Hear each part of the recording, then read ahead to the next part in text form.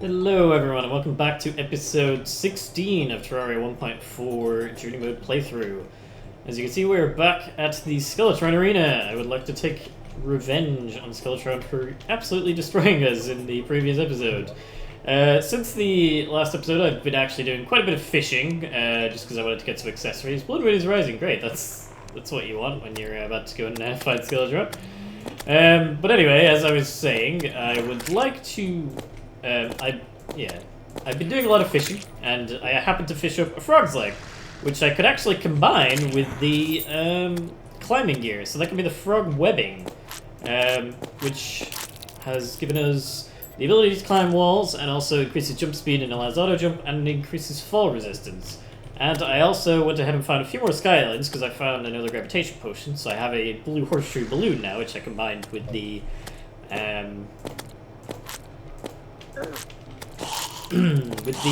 cloud in the bottle that we had previously. So this is getting a bit crazy with the mobs, so I'm going to go ahead and buff up, and I am going to summon Skeletron. So my main weapon, I have Beanades, actually. I got those. I probably should have waited until I fully healed up, but I think it's fine. So basically, I went ahead and killed the queen bee a bit more, and I got... Whoa, that is a lot of bees. But I got the enough Beanades to not have to worry about Skeletron too much. And I'm hoping that this will help us take it out. We got the hands quite low already, which is pretty good. I'm gonna go ahead and heal already, I think. I might take the minimap off so I can see what's happening. And we will try and take out the hands evenly, but that seems to be happening anyway, because the bees are obviously don't focus one hand in particular, so that should be doing both for us. So that is good. We have obviously a million bees here following us. And I will show you guys some other stuff that I've gotten, hopefully, after we successfully defeat Skeletron. Once we take the hands down is when the real fight begins, because he will start summoning his skulls to come attack us as well. So that's when we need to start dodging a bit more. So both hands have been taken down, so as you can see, he summons the skulls there. So they apparently don't curve too much, so as long as you fly around them, then you shouldn't have too much issue dodging those. And so I'm just using the Shield of Cthulhu along with the extra jump height and everything that I have from the accessories to try and dodge around those attacks the best that I can. It seems to be going pretty well anyway. And while he's doing spinning attack, try and focus damage as much as possible, because it's a lot easier to hit him, obviously. And that's when he does that attack, is when you want to try and fly around him in a circle, because the skulls don't curve, so it's a lot easier to dodge. So this fight seems like it should be going fine. You may also notice that I've set up, I removed the roof from this arena because it was kind of just getting in the way. And I've also added a few heart lanterns around to increase life regen. So that's helping out a bit as well, because I've only actually used one health potion this fight, and we're still at max HP just because regen is kind of keeping us topped up.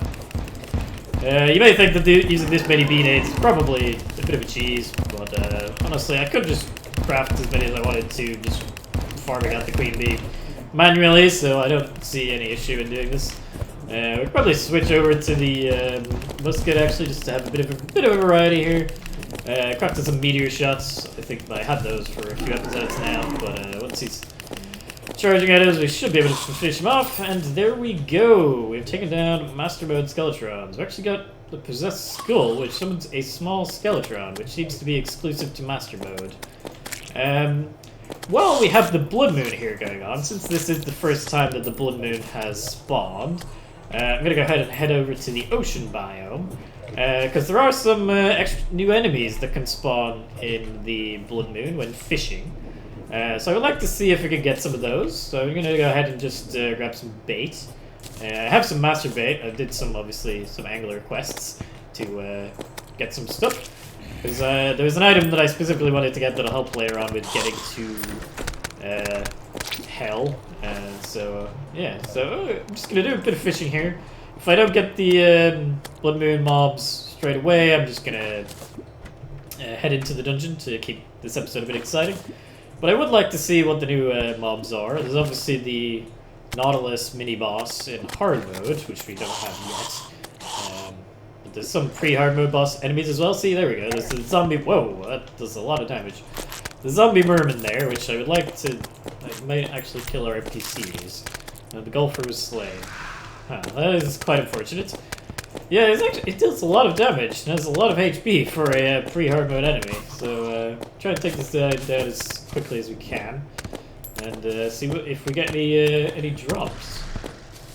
I may have to actually. This pylon might actually be inaccessible now because because the NPC's dying. However, I'm gonna use my ocean conch thing to teleport over here, so it's not a massive deal anyway. But yeah, that is insane. Wait, where is he going? So you can obviously swim in water, it seems like, as well, so that would make sense since you're spawning from water. So I want to be able to finish him off real quick, and then we'll head towards the dungeon and see what we can get. So he's quite low, just 3 more shots from the musket. Okay, so we've taken him down, he dropped some chum buckets, which I think aid in fishing, as far as I'm aware.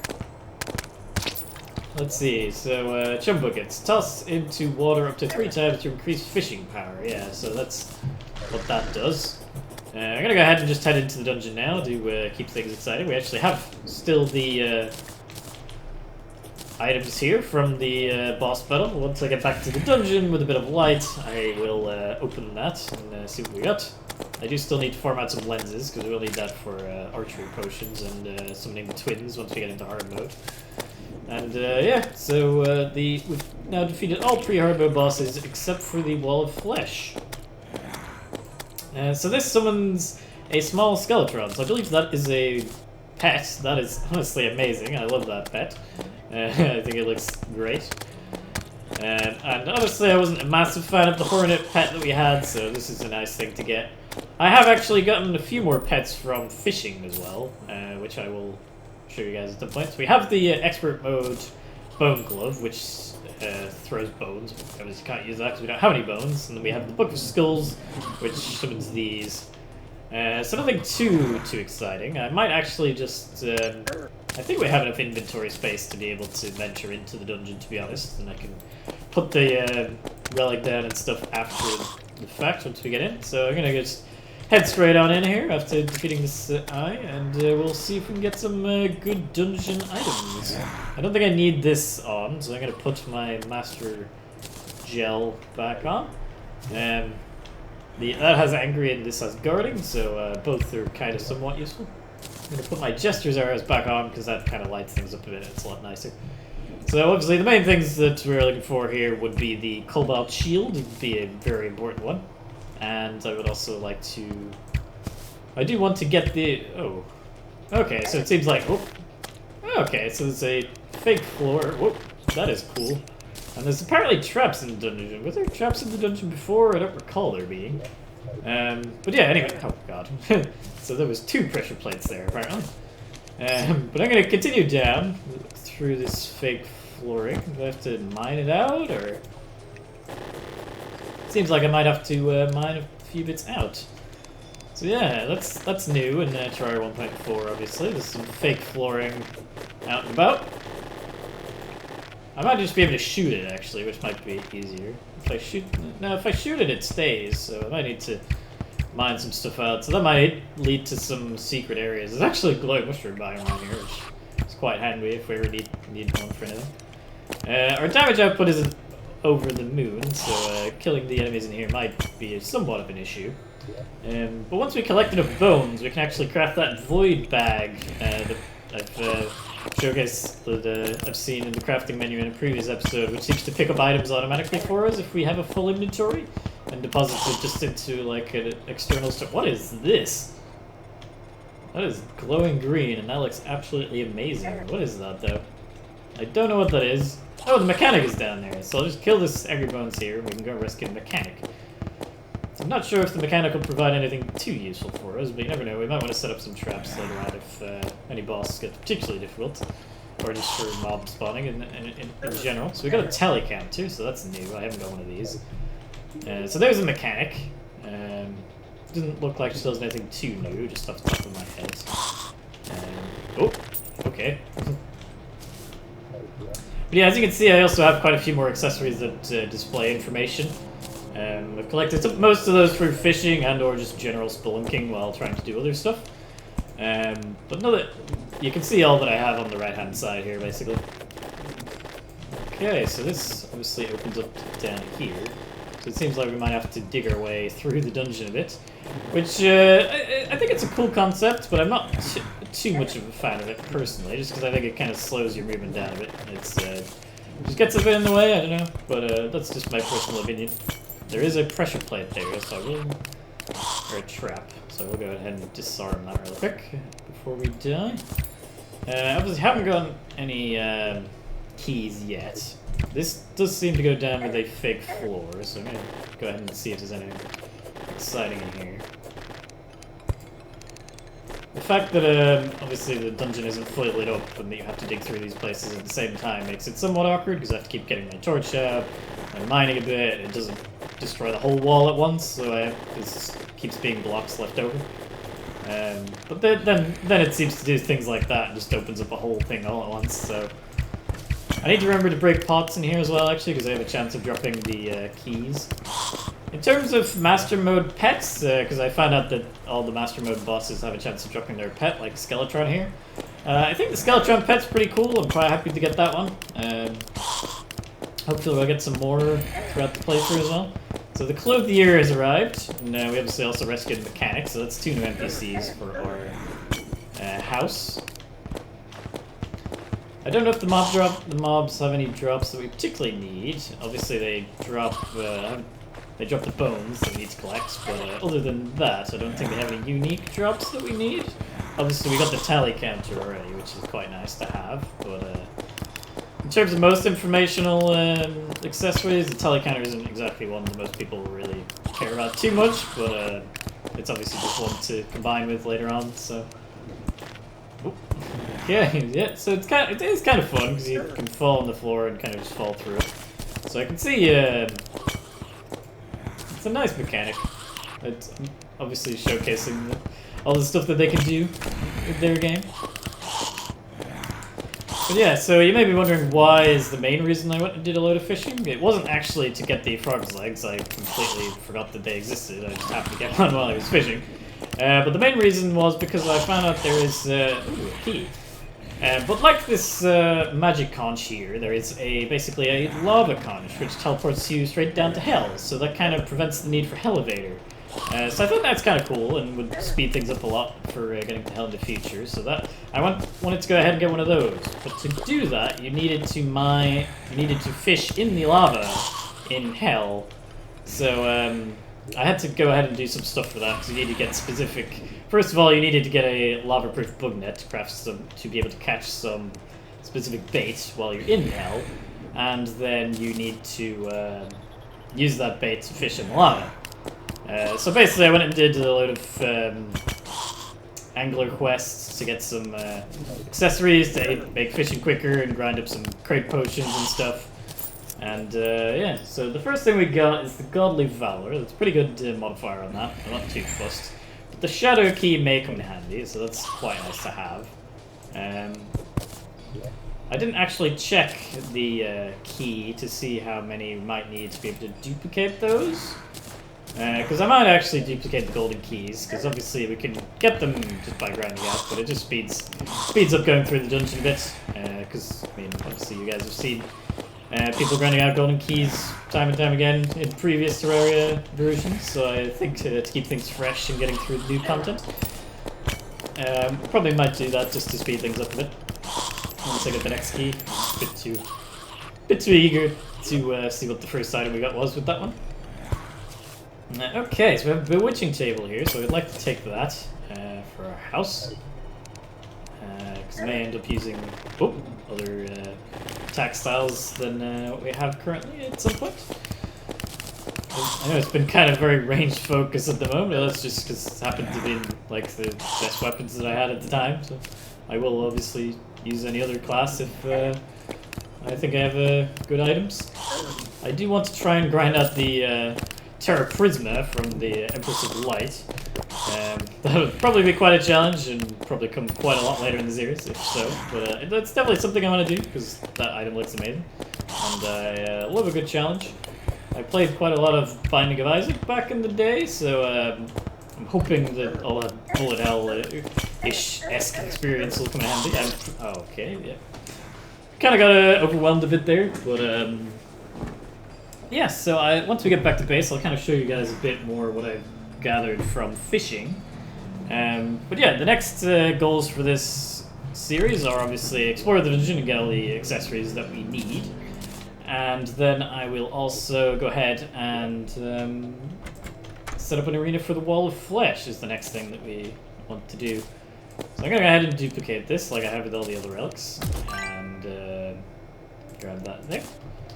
So we put that down here along with the other ones. So that's just a giant skull. I think they probably could have added some arms or something on it. Would have been cool, but I think that's fine. So the angler seems to have spawned back here. I would like to move him back to the ocean biome as soon as possible, really. And it's people to get the NPCs here. Whoops, that's the wrong button. So I will move the angler back here. The mechanic can move back to the other base. And it was also the golfer that was here as well, but the golfer seems to have not spawned back yet. So I'll move the mechanic there for the time being.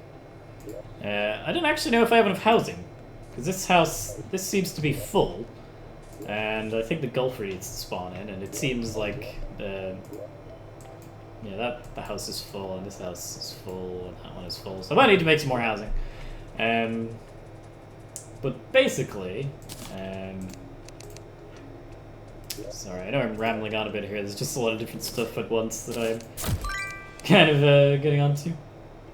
So basically the way I was doing the fishing quest was whenever the angler asked for a fish, I would just get 2 of them to be able to duplicate, so the next time he asked for that fish, I could just grab it directly from my inventory, and I didn't need to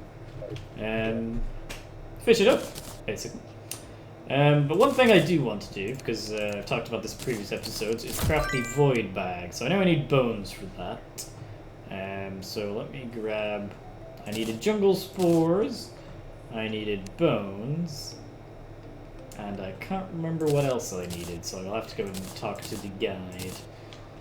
But let me just clear out my inventory a little bit, because there's a lot of stuff in here. I don't need those sticky bombs on me right now, and I can put the bewitching table just down here for the time being. Put it there. Yeah, so where is the guide? Here he is. So let's craft this void bag, and we can see what we get. See if there's anything else we can craft with the bones as well. Craft Titan potions, and other than that, it doesn't seem like anything too exciting. So the void bag, I need shadow scales, was the last thing I needed, and I craft it on a demon altar. Okay. So let me just grab some of those shadow scales, which should be down the bottom here. And we will head over to our corruption and craft us a void bag. So in terms of the other Skeletron drops, I don't think the Bone Glove or the Book of Skulls are too amazing, personally. But that's just my personal preference. You guys feel free to disagree with me. So I probably won't be using them too much during this series. I might give them a try if I need them for anything, but in terms of general use, I'm not planning on using it. So this, I think I just need to have it on me, and then this I can place to access the inventory. So I'm going to go ahead and duplicate both of these, especially the void bolts. So I need this on me to be able to summon them. So I think the way that this works is if I press the right button. So if I just fill up my inventory with some random crap real quick.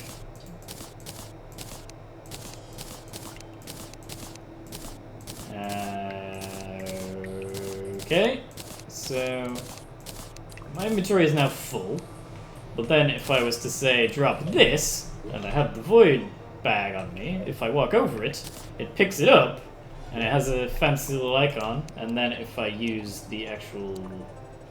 I would have expected them both to be next to each other. If I use the other item that I crafted, as soon as I find it, there it is. Don't know what's down there. But if I place this down, then I can access my Void Vault, which has the items inside that I didn't have space for. So I can put the void vault inside the vault as well, which is kind of funny. But yeah, that seems pretty cool. It picks it, so if you ever get full and you don't have any space, you can... ooh, 10 gold, that's nice. So yeah, that basically adds like as a whole second inventory wheel without needing to even do anything, basically. So that is very nice to get. Just clear the rest of this stuff now. So yeah, I'm a massive fan of this item. I think it is amazing. And I will show you guys the other items that I got from fishing. Basically, the main item is this frog leg that I combined here. But I also fished up a lava charm from when I was doing the lava fishing to get this demon conch. So the way this works is similar to this magic conch. You just use it, and it teleports you straight to hell. So here we are in hell already, without having to create a elevator or anything. And I can see there's actually a shadow chest there already. So since I have the key on me, I'm just going to go ahead and grab that and see what we can get out of our first shadow chest. So we got the dark lance, a couple of thorns potions, and yeah. So that seems pretty good. Attacks pretty fast and go through walls. Yeah, quite happy with that as our first chest. And I'm gonna go ahead and duplicate the shadow chest because I think they look pretty cool. And there's actually another shadow chest just down here. If we try out this lance, for example, you can see how good it is. Seems pretty good. And what's in our second shadow chest? A treasure magnet. So I've heard about this. That's a meteorite bar. I didn't know they could be in chests. But anyway, this basically increases your pickup range for items. So I think that sounds really cool. And when you're grinding for stuff, it will obviously help out quite a bit. So yeah, we have a quick access to hell and quick way back, quick way to the oceans, quick pylons. So I think I may need to just craft a couple more NPC houses for the golfers spawn back in. And then in the next episode, I will probably go ahead and craft... Well, I will do some exploration in the dungeon off camera and find the items that we need. And then I will set up a wall of flesh kind of pathway arena. And in the next episode, we will hopefully be able to take it down and enter hard mode. And I think that will be pretty crazy and probably absolutely destroy us. I might actually go ahead and craft some molten armor as well before we take on the wall of flesh. And probably molten pickaxe and some other tools as well, whatever we can get. And basically just get as much best end pre-hard mode items that we can before moving on to hard mode. But yeah, I hope you guys enjoyed this episode. We've taken down SKELETRON this time and explored a bit of the dungeon and showed you guys the new items that I've gotten from fishing in the meantime. My favorite thing of this episode has been the void bag. I'm gonna absolutely love using that. I might actually keep the other item on me as well, so I don't have to keep finding it in the duplication menu.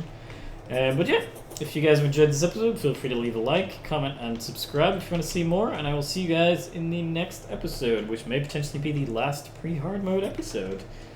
Bye!